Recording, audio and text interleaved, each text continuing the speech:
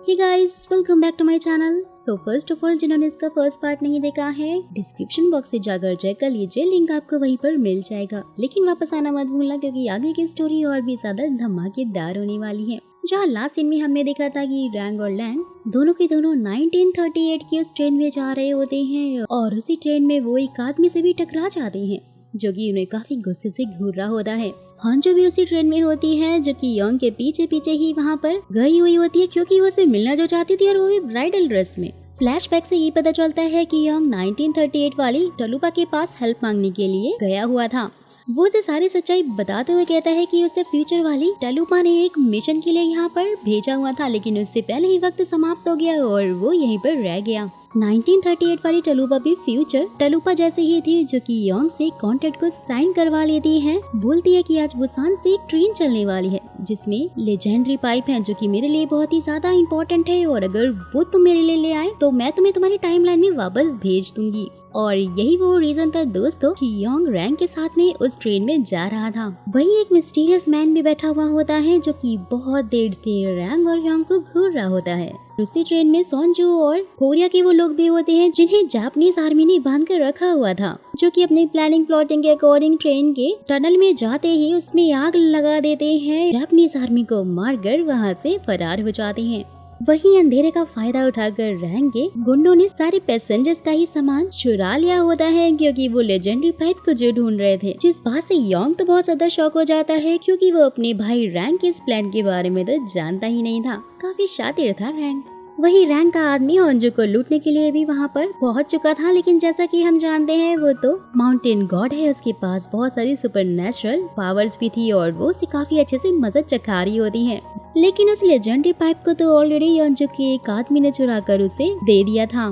जहाँ वो mysterious man भी पहुंच जाता है क्योंकि वो लेजेंडरी पाइप उसी के पास था, जो कि उसे ये बोलते हुए उसे छीन रहा होता है कि ये जापान की धरोहर है और जिसके ऊपर सिर्फ हमारा ही अधिकार है। होंजो को बहुत ज्यादा गुस्सा आ रहा होता है। दोनों के बीच घमासान फाइट होने लग जाती है जिसमें वो मिस्टीरियस बंदा माउंटेन गॉड से बार बार हार रहा होता है और फाइनली वो उसे ट्रेन के बाहर जोर से फेंक कर मारती है, उसे ट्रेन से बाहर ही निकाल देती है। वही रैंग और योंग चोरी हुए सामान में उस लेजेंडरी पाइप को ढूंढ रहे होते हैं, लेकिन वो तो उन्हें मिलता ही नहीं है। लेकिन यहाँ पर सबसे ज्यादा हैरानी की बात तो ये होती है कि रैंग को एक डॉग बहुत ही ज्यादा पसंद आ गया था और सारे सामान के साथ साथ उसने उस वाइट क्यूट से डॉग को भी चुरा लिया था। लिटरली गाइस, ये सीन बहुत ही ज्यादा फनी था। वेल, तो फिर दोनों होंजो के कंपार्टमेंट में पहुंच जाते हैं जहाँ योंग का तो बहुत ही अच्छे से स्वागत हो रहा होता है, जिसे देखकर तो वो काफी ज्यादा शॉक हो जाता है। रैंग को तो कुछ समझ ही नहीं आ रहा था कि आखिरकार यहाँ पर चल क्या रहा है।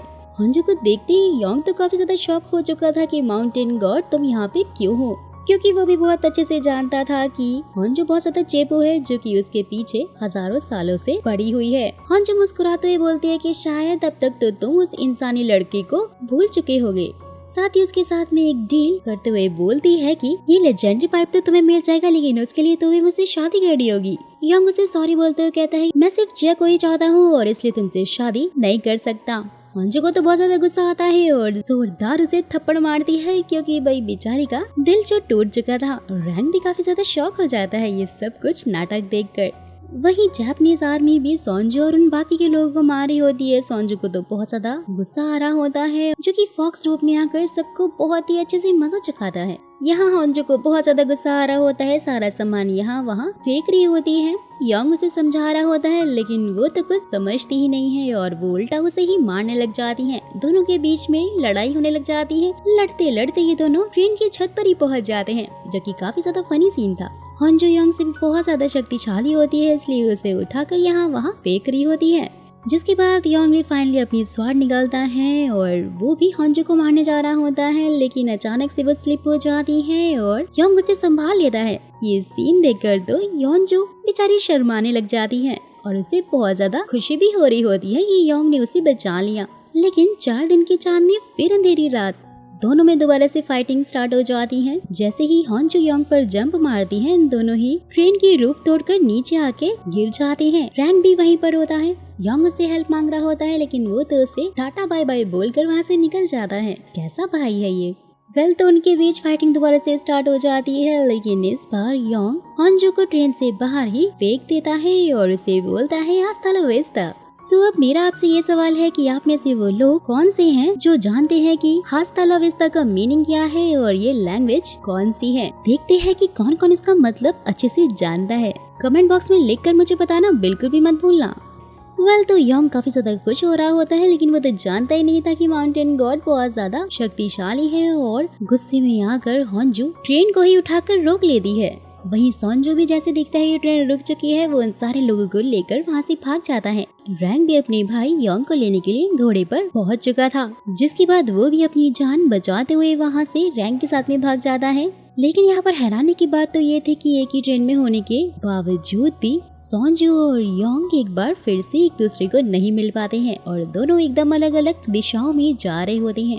हॉन्जू एक वेस्ट माउंटेन गॉड है जो कि चारों माउंटेन गॉड में से सबसे ज्यादा शक्तिशाली गॉड है, जिसे हराना बहुत ही ज्यादा मुश्किल है। वहीं यूरी अपनी फैमिली के साथ में होती है, जिन्हें ये शक हो रहा होता है कि शायद उसी ने बॉम्ब ब्लास्ट किया है और इसी चीज को कंफर्म करने के चक्कर में वो उसका शोल्डर देखते हैं जिसपे गोली का निशान ही नहीं होता और इससे तो यूरी भी काफी ज्यादा शॉक हो चुकी थी। वही योंग टलूपा को वो लेजेंडरी पाइप ले जाकर पकड़ा देता है और बोलता है कि मुझे अपनी टाइमलाइन में वापस जाना है। टलूपा बोलती है कि उसके लिए तुम्हें चंद्र ग्रहण का वेट करना होगा, क्योंकि जिस दिन चंद्र ग्रहण होगा उसी दिन वो पोर्टल भी ओपन हो जाएगा, जिससे कि तुम वापस से अपनी टाइमलाइन में जा सकते हो। लेकिन फिक्र वाली कोई बात नहीं है, क्योंकि यहाँ का समय वहाँ के समय से बहुत ज्यादा तेजी से निकलता है और यहाँ का 1 मंथ वहाँ के 1-2 दिन के बराबर ही होगा। योंग भी बहुत ज्यादा खुश हो जाता है, क्योंकि वो अब 1 महीने तक अपने भाई के साथ में यहाँ पर आराम से जो रह सकता है। लेकिन फिलहाल के लिए उनकी सबसे बड़ी प्रॉब्लम वो मास्क मैन थी, जिसका मकसद बिल्कुल भी नेक नहीं था और वो सबको नुकसान पहुंचाना चाहता है। योंग टलूपा से ये प्रॉमिस करता है कि वो उसे हर हाल में ढूंढ कर ही रहेगा। यूरी मुयोंग से मिलने के लिए चाहती है, कर्ज उधार कर बियर की बोतल देने। साथ ही उसे पूछती है कि मेरा घाव इतनी जल्दी ठीक हो चुका है, आखिरकार तुम हो कौन। जहाँ ये पता चलता है कि मुयोंग नॉर्थ फॉरेस्ट का माउंटेन गॉड है, जो कि यहाँ पर अपनी भाई की मौत का बदला लेने के लिए पहुंचा हुआ है, जिसे किसी ने धोखे से मार दिया था। वहीं योंग और रैंग के बीच में भी नोकझोंक चल रही होती है, क्योंकि रैंग को अभी तक योंग पर पूरी तरह से भरोसा नहीं हुआ था। वहीं यूरी का ब्रदर इन लॉ यानी कि वो कमिश्नर अपने आदमियों को ये बोलते हुए मार रहा होता है कि वो लेजेंडरी पाइप मेरे लिए बहुत ही ज्यादा इम्पोर्टेंट था, जो कि तुम लोगों ने खो दिया है। और उसकी आईज अचानक से रेड हो जाती हैं, जिसका साफ मतलब तो यही हुआ कि वो भी कोई नॉर्मल इंसान नहीं था। योंग रैंग को शॉपिंग पर लेकर जाता है, जहाँ एक लड़की उसके साथ में फ्लर्ट मारने लग जाती है। बोलती है कि भगवान ने तुम्हें इतनी अच्छी शक्ल दी है, थोड़ा सा अगर हंस भी लोगे तो उससे तुम्हारी हाइट तो कम नहीं हो जाएगी ना। वहीं सोनजू, जो कि बेचारा पूरे भिखारियों की तरह घूम रहा था, क्योंकि रैंग के आदमियों ने उसे लूट जो लिया था, वो योंग के सामने आने से एक बार फिर से चूक जाता है और दोनों एक दूसरे से नहीं मिल पाते हैं।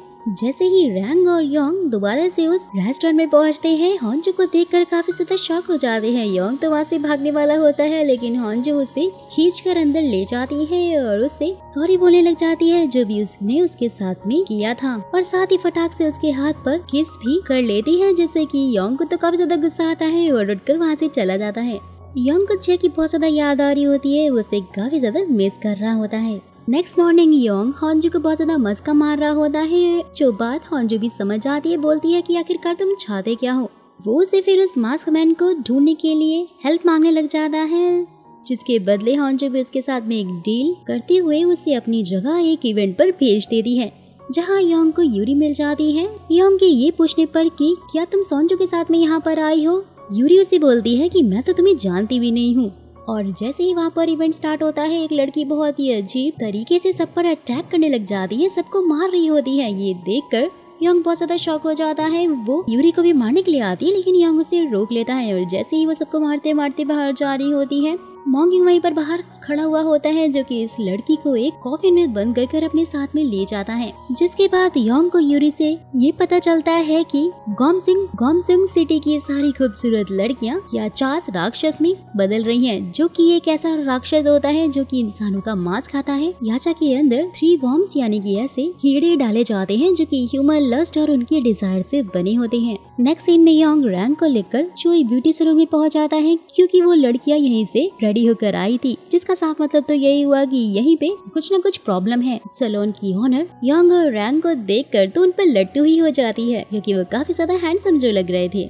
वही यूरी मुयोंग के साथ में होती है, जो कि उसे याचा और 3 बॉम्ब्स के बारे में सब कुछ डिटेल में समझा रहा होता है। वहीं उसे उसके घर के अंदर से कुछ आवाजें आने लग जाती हैं। मुयोंग उसे झूठ बोलते कहता है कि उसके घर में कुछ गेस्ट आए हुए हैं, लेकिन वहाँ पर तो वही लड़की होती है जिसके अंदर याचा राक्षस होता है और मुयोंग ने उसे बंद करके रखा हुआ था।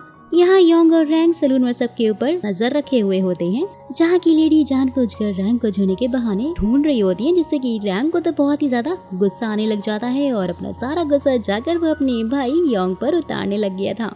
लेकिन उनके पास तो कोई और ऑप्शन ही नहीं था, इसलिए दोबारा से जाकर वहीं पर सर्विस देने लग जाते हैं। रैंग ने अपने गुंडों से कुछ मिरर मंगाए होते हैं, क्योंकि सलून के सारे मिरर तो टूट चुके थे। लेकिन जैसे ही वो वापस से अंदर जाता है, देखता है कि उन लेडीज ने तो योंग पर हमला ही बोल दिया होता है, क्योंकि वो सब अब याचा जो बन चुकी थी। दरअसल जो शैम्पू उन्होंने यूज किया था वो हम तो उसी के अंदर थे। रैंग फिर सबको मार मार के वहाँ से हटाने लग जाता है। सलून में सब जगह भगदड़ मच चुकी थी एंड लिटरली गाइस ये सीन भी बहुत ज्यादा फनी लग रहा था। जिसके बाद वो उन सबको बांध कर वहीं पर रख देते हैं। जहाँ एंट्री होती है एक लेडी की और देखते ही देखते उसके अंदर से बहुत सारे सीजर्स निकलकर रैंग और योंग पर हमला करने लग जाते हैं। रैंग के मिरर दिखाते ही उसका एक फेस का एक साइड जलने लग जाता है और जहाँ ये पता चलता है कि उन सब के पीछे कोई और नहीं बल्कि वो मास्क मैन है और उसने उस लेडी को हायर किया हुआ था। सच बोलते ही वो लेडी भी अचानक से जलकर राख हो जाती है। रैंग और योंग सलून से वापस जा रहे होते हैं, जहाँ उन्हें अचानक से संजू मिल जाता है और फाइनली वो लोग एक दूसरे को देखकर बहुत ही ज्यादा खुश हो जाते हैं। संजू तो काफी ज्यादा इमोशनल हो चुका था। रैंग को देखते ही वो उससे लिपटने जा रहा होता है, लेकिन रैंग तो उसे धक्का मारते हुए बोलता है कि बस अब इतना भी इमोशनल होने की जरूरत नहीं है। वहीं दूसरी तरफ हम मोनयोंग को देखते हैं, जो कि उसी लेडी को लेकर जंगल में घूम रहा होता है। बोलता है कि सारे लोग मारे जा चुके हैं, लेकिन तुम अभी तक जिंदा हो और मैं तुम्हें ऐसा नहीं छोड़ सकता हूँ, इसलिए तुम्हें भी अब मरना होगा। जहाँ अचानक से होंजू भी पहुँच जाती है और बोलती है कि मैं जानती हूँ कि मार्क्समैन कोई और नहीं बल्कि तुम ही हो। होंगयोंग भी वहाँ पर बहुत ज्यादा इमोशनल हो चुका था। उसे बोलता है कि मेरी और योंग के बीच में मत आना, जिसके बाद वो दोनों हग करने लग जाते हैं। एंड गाइस यहीं पर इस एपिसोड का दी एंड हो जाता है। इन दोनों के बीच में रिश्ता क्या है, होंगयोंग योंग को नुकसान क्यों पहुँचाना चाहता है, सो आगे की कहानी क्या होने वाली है, कैसे कैसे टर्न एंड ट्विस्ट आएंगे, ये मैं बताऊंगी आपको अपनी नेक्स्ट वीडियो में। और अगर आपको वो चाहिए तो फटाक से मुझे कमेंट बॉक्स में बता देना कि आपको इसका नेक्स्ट एपिसोड भी चाहिए, ताकि मैं उसे जल्द से जल्द सिर्फ और सिर्फ आपके लिए एक्सप्लेन कर दूं। जाने से पहले वीडियो को लाइक और चैनल को सब्सक्राइब करना मत भूलना, अगर ऐसे ही इंटरेस्टिंग वीडियोस का लुत्फ उठाना चाहते हो तो।